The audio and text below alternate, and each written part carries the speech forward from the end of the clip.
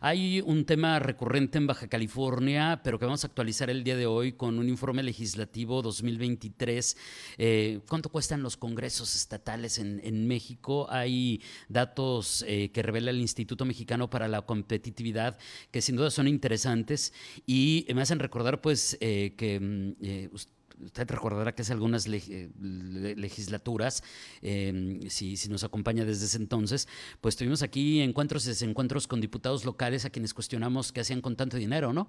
Por ejemplo, 24,000 pesos mensuales para cada diputado, 25 diputados en Baja California, eh, y 24,000 pesos para gasolina mensual para cada uno.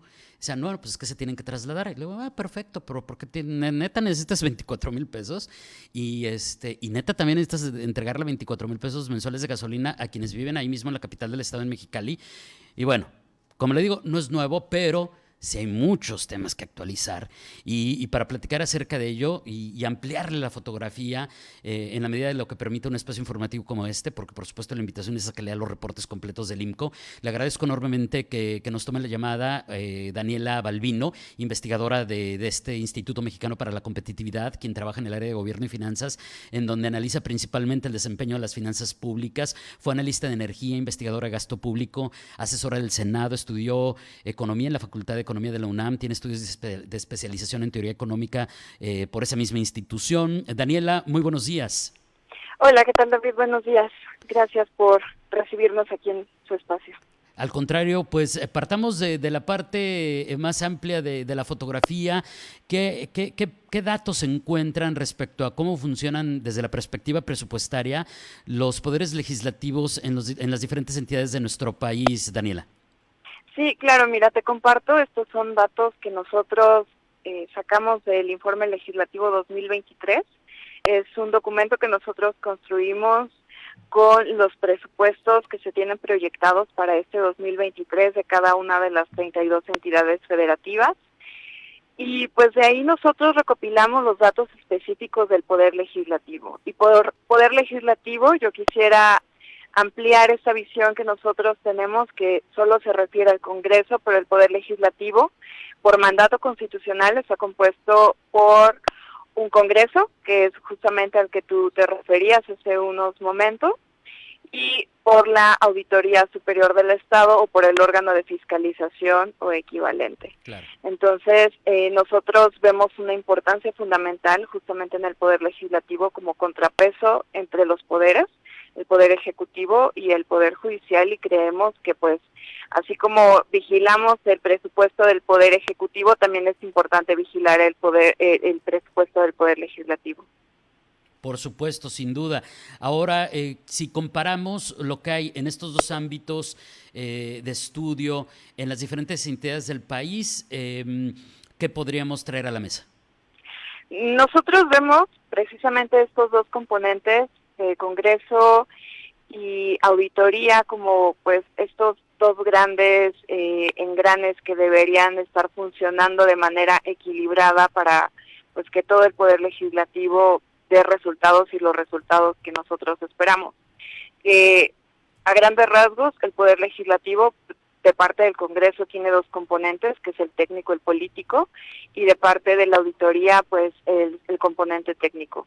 Ambos tienen gran incidencia en el manejo de los recursos, tanto por la aprobación y el monitoreo que se le da en el Congreso, como por la fiscalización y la vigilancia de los recursos, en su caso la sanción que resulte en el órgano de fiscalización. Sin embargo, nosotros vemos que a nivel nacional hay un desequilibrio en el sentido de el reparto de los recursos del presupuesto que se le da para que funcionen estos dos componentes, y en efecto el gran agregado del presupuesto está enfocado en el Congreso y pues en estos dos componentes técnico y político, y se deja de lado con un 26% a la auditoría. Entonces ahí vemos de entrada cómo está esta tendencia que se inclina más por el Congreso. A ver, entonces si estoy entendiendo bien, Daniel, y si no, por favor, corrígeme, por supuesto. Sí. Hay un desequilibrio en el sentido de cómo deberían funcionar los presupuestos de manera correcta en los poderes legislativos en sí mismos, pero también preocupa que los órganos fiscalizadores, según sean llamados en cada entidad, las auditorías, pues, como nos explicabas, no tengan tanto presupuesto como el Poder Legislativo per se para revisar todos esos números. Exactamente. Muy bien. Y mira, pues ya entrando aquí en datos, te voy a decir, por ejemplo, el Poder Legislativo de cada entidad federativa, vemos que es variado. Estamos desde el presupuesto más amplio, que es el de la Ciudad de México, hasta el más pequeño, que es el de Colima. Y en el caso de Baja California se encuentra en el número 5 de poderes legislativos con mayor presupuesto. Está en alrededor de 1,073 millones de pesos. Esto está repartido principalmente en el Congreso, justamente que está en 73%, que recibe el 73% de este total. Esto contra un 27% que recibe la auditoría.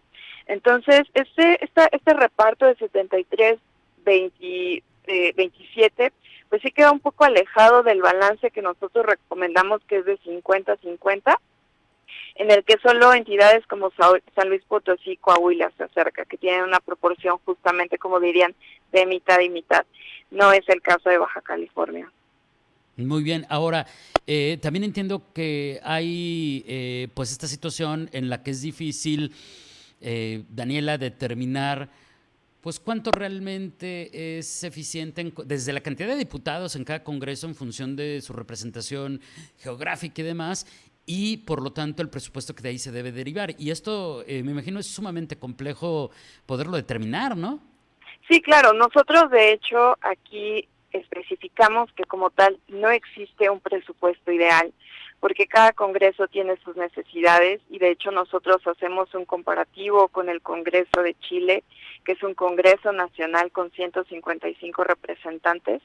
Este congreso tiene 11.98 millones de pesos de presupuesto promedio por diputado. Esto no significa el sueldo que recibe, pero sí estamos hablando de más o menos cuánto nos toca el trabajo legislativo por representante en cada uno de estos congresos. En el caso continuo, Chile 11.98, tenemos el promedio estatal, que es de 13.63 millones de pesos por diputado, pero a pesar de que son funciones que se repiten y que por mandato constitucional tienen una base mínima, es decir, justamente la de la legislación, la de la aprobación de los presupuestos, de los ingresos, el seguimiento de iniciativas, puntos de acuerdo y demás, que son trabajos con sustento técnico y político, pues estamos viendo que hay enormes diferencias dentro del país, y pues justamente te voy a mencionar los dos extremos. Está Baja California con 31.3 millones de pesos de presupuesto promedio por legislador, que si no me equivoco son 25 diputados locales, y luego tenemos a Colima con 4.8 millones de pesos. Entonces estamos hablando de una proporción de 1-7, Colima con Baja California. Entonces yo creo que este tipo de diferencias tan importantes pues nos deberían hacer preguntarnos por qué hay estados que llevan a cabo su presupuesto, sus actividades con un presupuesto mínimo, con un presupuesto menor, y otros estados, pues como Baja California, la Ciudad de México o Michoacán, pues llevan estos presupuestos a más de 20 millones de pesos. Y sobre todo en el contexto de lo que ya nos explicabas, y creo que nos ayudaste a entenderlo muy bien, Daniela, que bueno, el objetivo principal de este tipo de estudios es, si no decirle a un congreso cuánto debería gastar, porque eso ya nos explicaste por qué es difícil determinarlo y por qué no va por ahí, pero sí porque a lo mejor no lo estás fiscalizando o reportando o transparentando al nivel que esperaríamos cualquier ciudadano y que mereceríamos y tenemos derecho todos los ciudadanos. Sí, exactamente.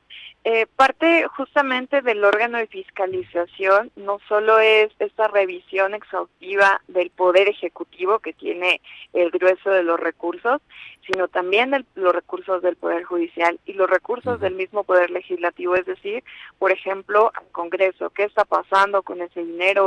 ¿Por qué esta asignación tan contrastada de recursos por diputado en cada una de las entidades federativas. Insisto, no hay un presupuesto ideal, pero creo que al menos en esta visión colectiva tenemos muy claro cuáles son las tareas de los diputados, y el hecho de que exista esta discrepancia tan importante nos hace preguntar si también sus tareas son tan dispares.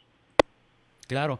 Ahora, como siempre, el IMCO hace pues propuestas en relación a los estudios que presenta. Estas, en este sentido, ¿cuáles serían las más importantes?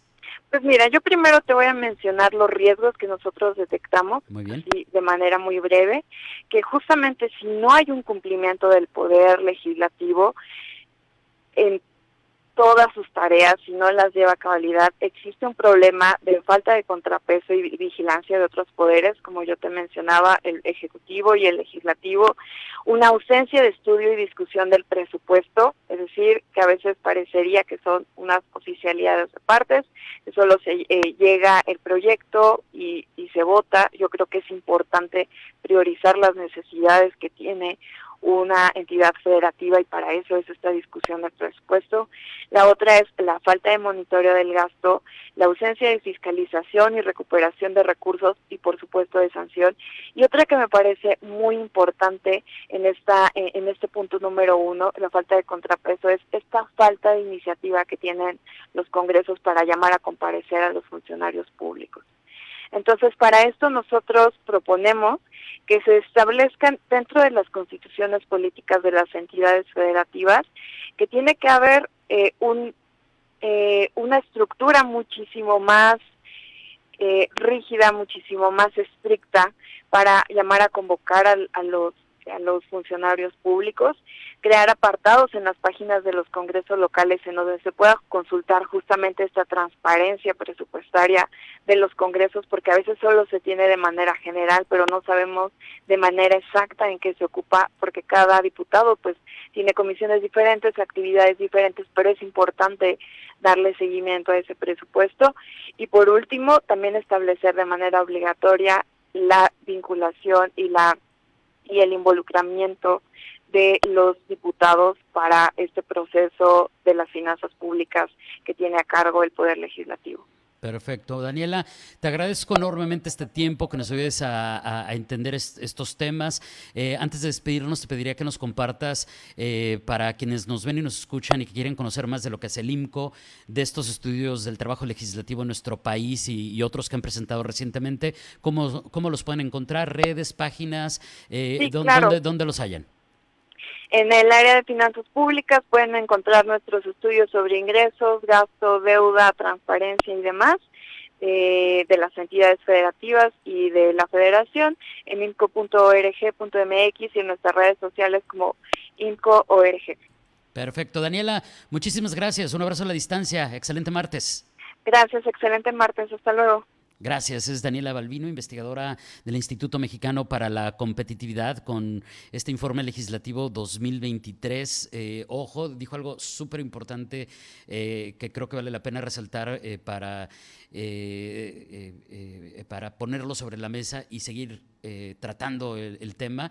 Es sí hablar del presupuesto de los poderes legislativos, pero también de los órganos de fiscalización que también de ahí emanan. Y en el caso de Baja California, pues recupero dos datos así súper rápidos que nos comentó.